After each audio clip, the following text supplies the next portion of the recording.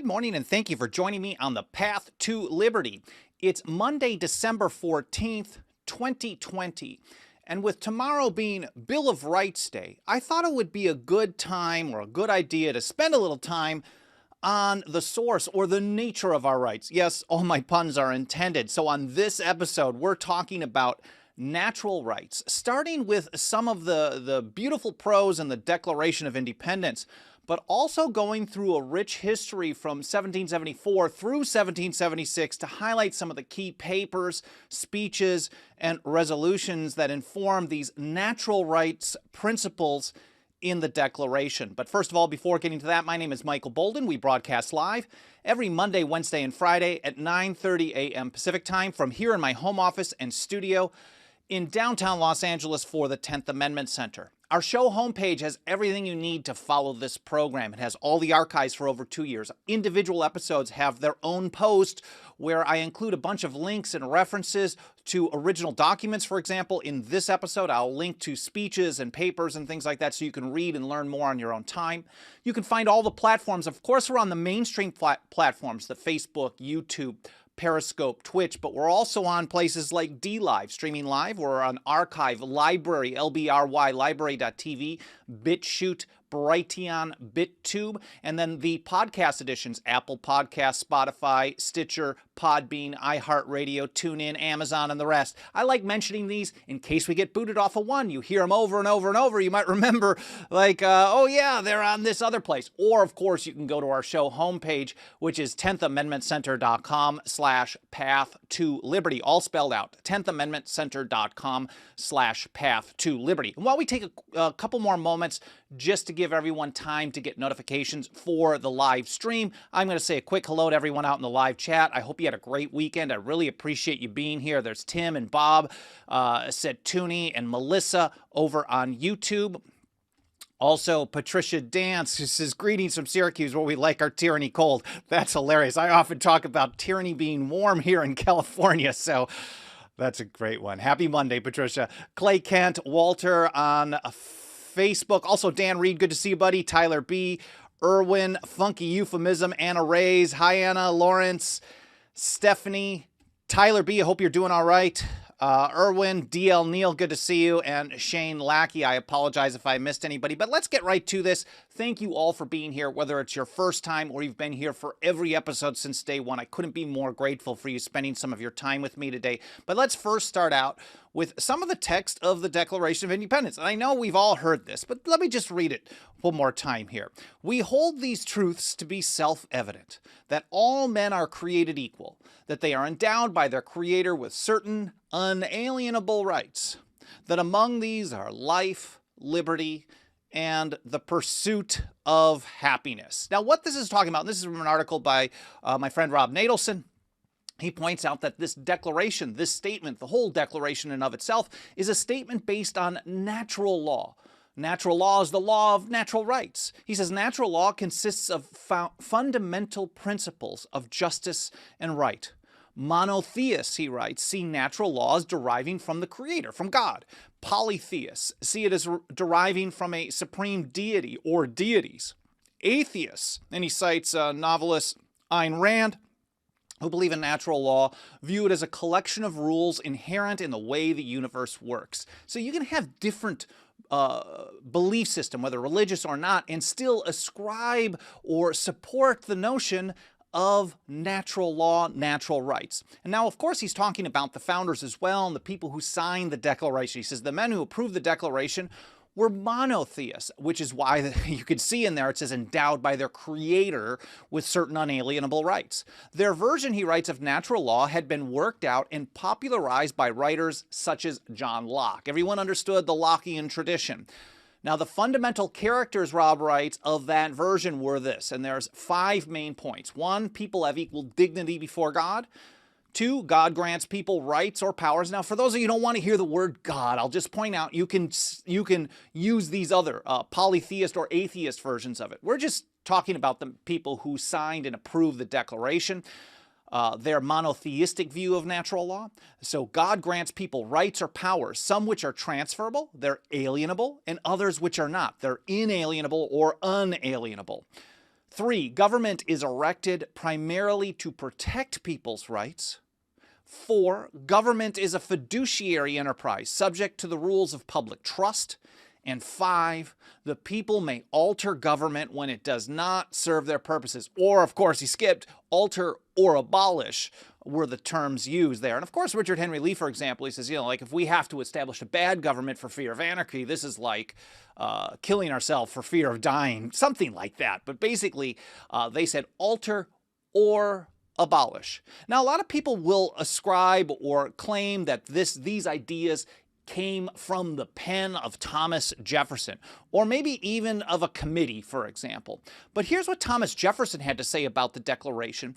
These words, these principles, this is in a letter he wrote to Henry Lee in 1825, May 8th of 1825. He says, the Declaration of Independence.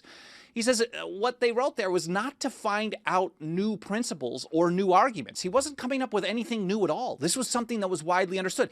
He says this was not to find out new principles or new arguments never before thought of, not merely to say things which had never been said before, but to place before mankind the common sense of the subject. Something that was widely understood. He wanted something that the whole world could understand, easy peasy, very straightforward stuff. And he says it was intended to be an expression of the American mind, something that was very unique throughout the world at that time. Probably unique today, probably unique in America today, very certainly. It was intended to be an expression of the American mind and to give that expression the proper tone and spirit called for by the occasion. All its authority rests then on the harmonizing sentiments of the day, whether expressed in conversations and letters, printed essays, or in the elementary books of public right as Aristotle, Cicero, Locke, Sidney, Algernon, Sidney, etc. Basically what Jefferson is saying, he's like, I didn't come up with anything new. Whoever worked on this with me didn't come up with anything new. What we were trying to do was make this easy to understand for the whole world, the commonly held viewpoints of natural rights, which we had been talking about, writing about, speaking about for at least a decade, if not longer, here in the American mind, is how he put it. So we have to actually go back in time to understand where this came from, where these thoughts, this kind of transition. I've talked previously about the transition from the views of sovereignty. Previously, the colonists thought that Parliament or the king was sovereign, held final authority, but there was a transition to a point where they said, like, look, no one has final authority other than the people themselves. All power comes from the people. Or for those who were monotheists, power came from God to the people, and then they could delegate it out from there. But anyways, this is a transition on the view of rights as well. And here, Nadelson writes again, between 1764 and the Declaration of Independence in 1776, Americans produced a rich series of pamphlets and resolutions, I've even got a speech in here, listing their grievances against the central government of the British empires. He goes on, and here's one of the examples. I'm going to go through a number of them here. One of the most extraordinary of these pamphlets is little known today, but it deserves much more attention. It was called The Votes and Proceedings of the Freeholders and Other Inhabitants of the Town of Boston in town meeting assembled according to law. Historians call it the Boston Pamphlet. People who were there in the drafting, debate, and passage of it included people like James Otis Jr., Samuel Adams, for example. This was the Boston Committee of Correspondence. They passed this on November 20th, 1772, nearly 4 years before the Declaration of Independence. And Rob writes that the statements in this pamphlet, the Boston Pamphlet's statements of natural rights, anticipates the statement of natural rights expressed in the Declaration of Independence and includes these things on natural law. They talked about this. So again, Jefferson wasn't just coming up with this out of nowhere. The committee didn't like this out of nowhere. They weren't just coming up with something new to try to convince people. They were restating what was widely understood by the people in the colonies already. One, and this is from the Boston Pamphlet again, 1772, Samuel Adams, James Otis, a number of others. All men have a right to life, liberty, and property. In case of intolerable oppression, they write, people have the right to leave the society they belong to and enter into another. They can just leave that society and enter into another. Every natural right not expressly given up. This is really a precursor to what we have today in the 10th Amendment to the Constitution. The idea of delegated and reserved powers. They say every natural right not expressly given up or from the nature of the social compact necessarily ceded remains. All powers not delegated remains with the people. And it is absurd to argue that men renounce their essential natural rights. You can never give them up. If you allow people to, by choice, to do things, that's one thing, but you can always reclaim them. So it's absurd to announce that they renounce them or the means of preserving their rights. They never renounce the means of preserving, which is a wide swath of powers. When the grand end of civil government, from the very nature of its institution, is for the support, protection, and defense of those very rights. That was 1772, but we can even go further back, and maybe one of the first ones that I'm familiar with, without going to the people that the founders learned from, Sidney, Cicero, Locke, and others that Jefferson talked about. But here, John Dickinson, in his speech in 1764, I've often talked about John Dickinson. I recently broached into the subject of his work in response to the Stamp Act, but in general I talk about the penman of the Revolution starting in 1767 in response to the hated Townshend Acts, his letters from a farmer in Pennsylvania, plus his work in support of the Constitution, and even his co-authorship with Jefferson of the Declaration of Causes to justify basically armed conflict. This was in July of 1775. But in his 1764 speech, Dickinson argued that the liberties or privileges created by English law, quote, are founded on the acknowledged rights of human nature. Human nature, that was a quote from this speech. Like, we don't have these privileges just because Parliament was gracious to grant us this, or the king is okay. We have these by our nature. And if you go along with that, then you're doing the good thing. In other words, the rights of Englishmen were positive law manifestations of natural rights. That's John Dickinson in 1764. Also in 1764, James Otis Jr., we could call him the founding father of the Fourth Amendment, for example. But there was so much more that he did. Here he wrote that the colonists are by the law of nature free-born, as indeed all men are, white or black. And he did actually get into the implications for chattel slavery that came out of this view. Like, you can't have slavery and a natural law view that people are born naturally free. Here's Samuel Adams back to 1772. We can call him the father of the American Revolution. This was in a paper called The Rights of the Colonists in November 20th, 1772. And he starts it out with this phrase: among the natural rights of the colonists, natural rights, basically not granted by government, they don't come through a license or a permission slip, because it really isn't liberty if you have to get permission from government. It isn't a natural right, something that you have by the nature of your birth, by being human, your very existence. If you have this right, if then you have to say, well, I'm not old enough to have a license to think or speech or do or purchase or whatever the cause or the issue is, to have to go to government first, it means you don't really have that right. It's a privilege. It's a grant. He says, among the natural rights of the colonists are these: first, a right to life; second, to liberty; thirdly, to property; and together with the right to support and defend them in the best manner they can. So if you think about support and defend, you can expand that to, well, you can support it through speech, through writing, through publishing. These are all natural rights. Defend, right to keep and bear arms, for example. Having property, because how can you defend something if you can't have a property line to say, well, this is what it is? And as James Madison pointed out in his famous, or his very important paper of 1792 on property rights, that property isn't just physical property, land, a house, a man's house is his castle, for example, that old school phrase, but it's also what he or she owns in their mind, their thoughts, their very being is something that is right to self-property and can't be violated. But that's 1772.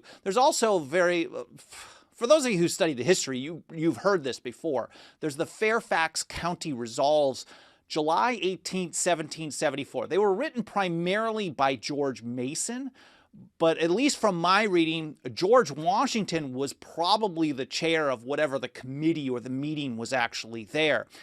And here, Mason actually wrote that the people, the colonists, the people of Virginia, their most precious rights belong to them, quote, by the laws of nature, again, by the laws of nature, we have these before government ever did anything. We don't need Magna Carta. We don't need a Bill of Rights. I mean, of course, they were saying it's necessary, but we have these rights whether or not they are written on paper. And that's basically what Jefferson was saying in a summary view of the rights of British America. This was the month later. So, of course, we're talking about the Fairfax Resolves in 1774 in Virginia. People like George Mason, George Washington were there. I'm not sure if Jefferson was at that one. I don't know if he was a Fairfax County guy or not. Someone else would probably know better than me.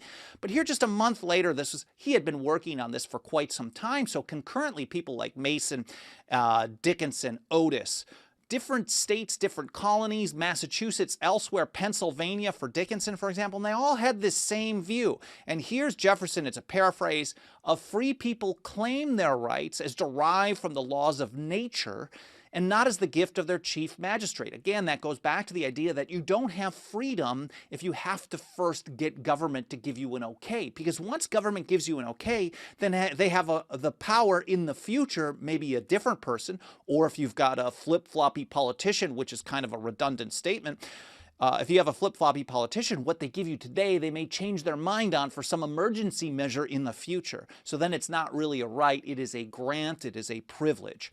And of course, Patrick Henry told us in the Virginia Ratifying Convention in the summer of 1788, he said, like, look, and again, I'm paraphrasing, Patrick Henry was absolutely right on this, though. He says, look, show me that age and country where the people trusted their rulers to be good men, without a consequent loss of liberty. He said it was a mad attempt to do this. So in other words, if you're just relying on government to be okay, so like today, I can have this conversation with you or at you, however you want to view it. We can have this conversation here. We can talk about this today, not because government can't or doesn't claim the power to shut off this feed or shut us down for various things. Of course, there's the book 3 Felonies a Day, where the average American is violating 3 federal crimes every single day on average.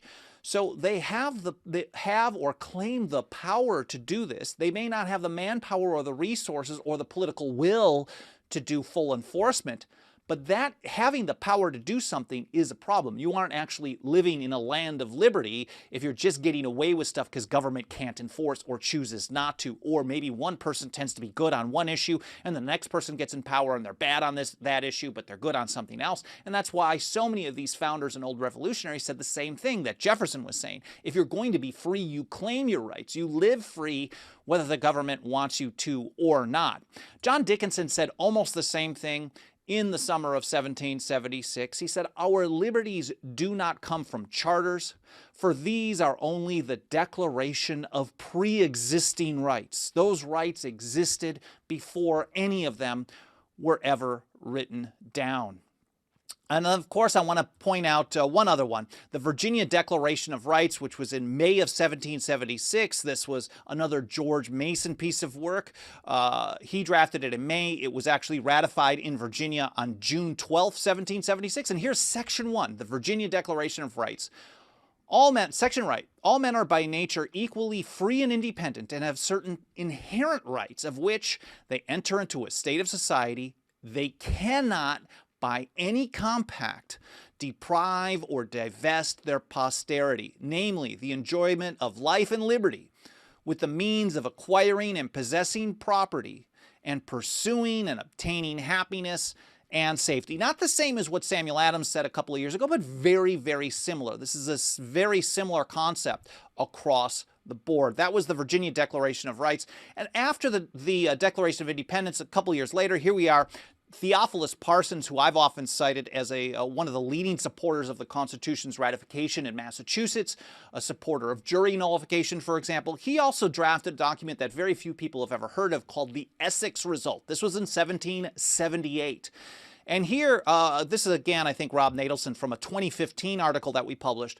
I will link to that in the show notes, including links to all these different speeches and articles that I'm talking about that I'm just highlighting small pieces so you can read them in full context. Again, that's 10thamendmentcenter.com/path to liberty.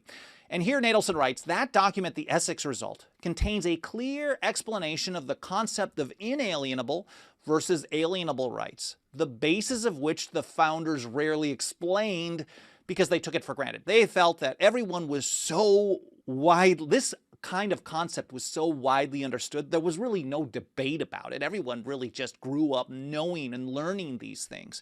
Here we have to start from scratch, unfortunately, because we've had so many years of government-run schools. Even the private schools, like I went to a private school in my early childhood, and that certainly went through a government approval, so the text that they're actually teaching is certainly something that is approved by government at some level. That's why I think my friend Connor Boyack, his work with the Tuttle Twins series, I think it's TuttleTwins.com, Tuttle. You should check it out. If you've got kids or a family member or somebody that you want to teach the basics of liberty, economics, and things like that, they've got a whole series. It's like a dozen books for kids that are just amazing. Anyways, so here, this is from the Essex result. And I just want to read through this because I think it's important. All men, again, are born equally free. Everyone. The rights they possess, and of course, for those of you, I don't think anyone watching or listening to the show on a regular basis is going to be like, oh, Bolden's some kind of a sexist because he's saying all men. I'm just reading the text. It's all people, so we're cool with that. The rights they possess at their births are equal and of the same kind. Some of those rights are alienable and may be parted with for an equivalent. Others are unalienable and inherent, and of that importance that no equivalent can be received in exchange. Sometimes we shall mention the surrendering of a power to control our natural rights, which is perhaps speaking with more precision than when we use the expression of parting with natural rights. But the same thing is intended. But you don't actually ever part with them. Even if you say, oh, government can do this. So your natural right to your property, let's say everyone agreed that taxation was not theft. And that everyone was on board with government taking 50% of your income. Certainly, it is your natural right to keep the fruits of your labor. But what you're saying is you're allowing some other entity the power to control them, but you can reclaim them. Now, logistically, that's a different story, but in theory, in philosophy, in principle, you don't actually ever give up your natural rights. Those rights, which are unalienable and of that importance, he wrote, are called the rights of conscience. Again, rights are not gifts from government. They exist before government, before they were ever put down on a charter or on paper. Thomas Paine talked about this in The Rights of Man. He says it's a perversion to say that a charter gives rights, and that was in 1791. Well, I hope you guys found this interesting. I hope it was educational. It's so important, especially with Bill of Rights Day being tomorrow, December 15th. 1791 is when the Bill of Rights were ratified, the first 10 amendments to the Constitution for the United States. If you're really interested in an overview or an article on that, I will be sending something out later today, probably overnight, depending when I can get to it, to our newsletter, which you can sign up for over at 10thamendmentcenter.com/register. Just taking a quick look at the chat. Walter says over on Facebook, love the free people claim their rights quote. I say it over and over and over, and I can't say it enough because I think it really is so important, Walter, so foundational to our existence. Because if you're going to be free and you're always relying on government, then you're doing what Patrick Henry warned against, which is relying on government to allow you to be free rather than learning to live free, whether the government gives you permission to or not. EHP Training, good to see you, buddy. It was good to get your email and update on what's going on down in Alabama. Vishnu asks if TAC is on Gab. Yes, we are. We're on Gab. We're on Parler. We're on Minds, LinkedIn, Facebook, YouTube, DLive, all these other platforms, Library. We don't get a lot of interaction on some of the more, I don't know, right-wing. I think some places like Gab, for example, like I love the philosophy behind it of building independent systems. But I think a lot of the people there are more just interested in hearing how the left is bad. They're not as interested in hearing constitutional history views from the founders, whether it's pro-left or pro-right or vice versa, or whatever. So we continue to post there, and I really like the option to be able to do so. Thank you for asking. Tim Martin says, great show as usual. Thank you so much. Does anyone else cringe when you hear someone say constitutional rights? I was going to start out with a rant on that too, Tim, and that's awesome that you mentioned it, but I cringe. If we have the idea that our right to keep and bear arms, for example, is our Second Amendment right, then the people who have the power or the reach to say this is what your Second Amendment right means, then those people will be able to limit or expand or whatever, totally take away those rights. If we act as if the right to keep and bear arms are our natural rights and we learn to exercise those rights, whether we get the government permission slip or not, things will be very different in the long run, whether it's the right to free speech, right to thought, property, and things like that.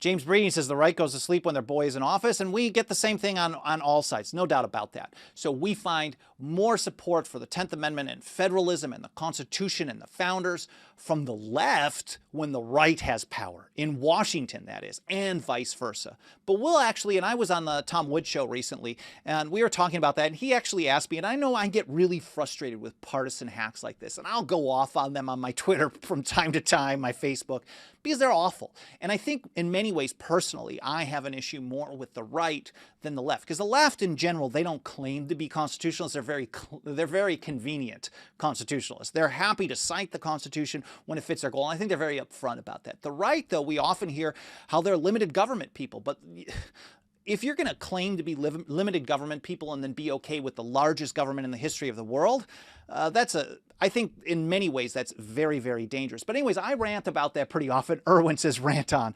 And Tom was asking me, he's like, doesn't that really get to you? The flipping and flopping back and forth of who's actually in support of your work. And honestly, when you get down to it, we don't have enough reach to be concerned too much about that. Because if last week or last month or last year, we can get more support in response to ending asset forfeiture or surveillance than we can while the right is in power, than we can later on. We're going to work on doing that because there's so much to deal with. Now, if, for example, we see a lot more people wanting to nullify federal gun control in the next few years than we have in the previous four, which were absolutely none, really, then that's a positive. Let's leverage some of that partisanship to advance our goals. We'll get some people, as we have success, I think we have some people stick around. The vast majority of them go back to flipping and flopping their principles based on which person is in power because they have more of a loyalty to an individual than to principles. And we need to have more loyalty to the principles of the Constitution and liberty than of person or party. Anyways, I am just going on and on here. I really appreciate you guys being here. I hope you enjoyed the show. I hope you learned something. More than anything, I hope you learned something. If you're on our email newsletter, again, 10thamendmentcenter.com/register. If you're not, we're going to send something out later today, maybe early tomorrow, on Bill of Rights Day specifically. And of course, if you enjoyed this particular show, this take on natural rights and some of the history, please make sure to smash the like button on YouTube, Facebook, or any other platform. You can hit a like or subscribe or get notifications.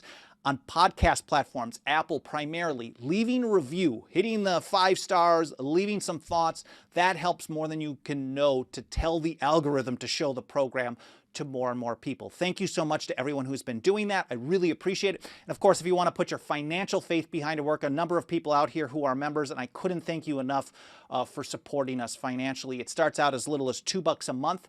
10thamendmentcenter.com/members. Do not feel obligated. We're going to continue doing this show for free, and we've got 10,000 plus articles and blogs on the website for free. We will continue doing that day in and day out, but you certainly, for every $2, you help us reach and teach a few more people, and we make it go a long, long way. Again, that's 10thamendmentcenter.com/members. Again, I hope you had a great weekend. I hope you enjoyed the show. Thank you so much for being here, and I'll see you next time here on the path to liberty.